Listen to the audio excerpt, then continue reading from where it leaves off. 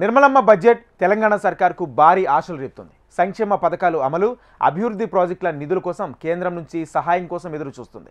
కేంద్రం బడ్జెట్ ప్రతిపాదనలో రాష్ట్రానికి 1,63,00,000 కోట్ల నిధులు కేటాయించాలని రేవంత్ రెడ్డి ప్రభుత్వం కోరుతుంది. మరికొద్ది గంటల్లో కేంద్రం ప్రవేశపెట్టబోయే బడ్జెట్ తెలంగాణకు ఏ విధంగా న్యాయం చేయగలదో వేచి చూడాలి. పార్లమెంట్ బడ్జెట్ సమావేశాలు ప్రారంభమయ్యాయి. ఫిబ్రవరి 1న కేంద్ర బడ్జెట్ 2025ను ఆర్థిక మంత్రి నిర్మలా సీతారామన్ సభలో ప్రవేశపెడతారు. ఈ బడ్జెట్పై తెలంగాణ సర్కార్ భారీ ఆశలు పెట్టుకుంది. సంక్షేమ పథకాల అమలు, అభివృద్ధి ప్రాజెక్టుల నిధుల కోసం కేంద్రం నుంచి సాయం కోసం ఎదురుచూస్తోంది. Regional ring road, Hyderabad metro rail phase 2, Musi river front development project, గృహ నిర్మాణ పథకాలు వంటి ప్రధాన మౌలిక సదుపాయాల ప్రాజెక్టులకు ఆర్థిక సహాయం అందించాలని రేవంత్ రెడ్డి మోడీ సర్కార్ను విజ్ఞప్తి చేసింది. అలాగే ఫ్యూచర్ సిటీ, స్కిల్, స్పోర్ట్స్ యూనివర్సిటీలు సహా పలు ప్రాజెక్టులకు కేంద్రం నుంచి నిధులు కావాలని తెలంగాణ ప్రభుత్వం కోరింది. కేంద్ర బడ్జెట్ ప్రతిపాదనలో రాష్ట్రానికి 1,63,00,000 కోట్ల నిధులు కేటాయించాలని కోరుతోంది. గత సంవత్సరం అనుభవాన్ని దృష్టిలో ఉంచుకుని రాష్ట్ర భవిష్యత్తు వృద్ధిలో కీలకమైన ప్రాజెక్టులకు నిధులను కోరుతూ కేంద్ర ప్రభుత్వానికి రాష్ట్ర ప్రభుత్వం అనేక విజ్ఞప్తులు చేసింది. కనెక్టివిటీని మెరుగుపరచడం, ఆర్థిక వృద్ధిని ప్రేరేపించడం లక్ష్యంగా పెట్టుకున్న ఆర్ఆర్ఆర్ ప్రాజెక్టు కోసం 34,367 కోట్లు కేటాయించాలని కేంద్రాన్ని రిక్వెస్ట్ చేసింది.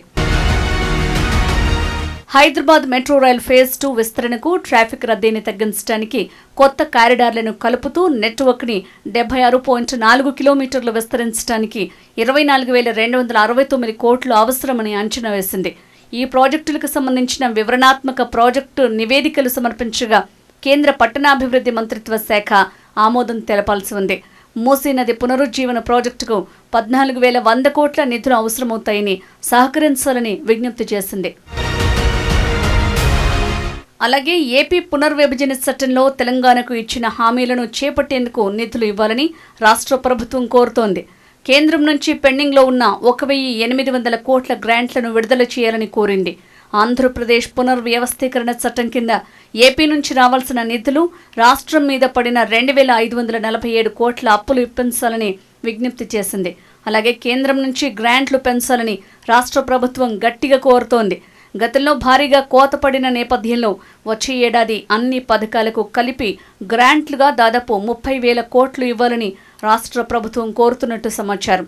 తెలంగాణ ప్రభుత్వం ఆశించిన స్థాయిలో కేంద్రం నుంచి నిధులు రాకపోతే ప్రతిష్టాత్మక పథకాలు, ప్రాజెక్టులకు డబ్బుల కొరత ఏర్పడే అవకాశం ఉందని తెలుస్తోంది.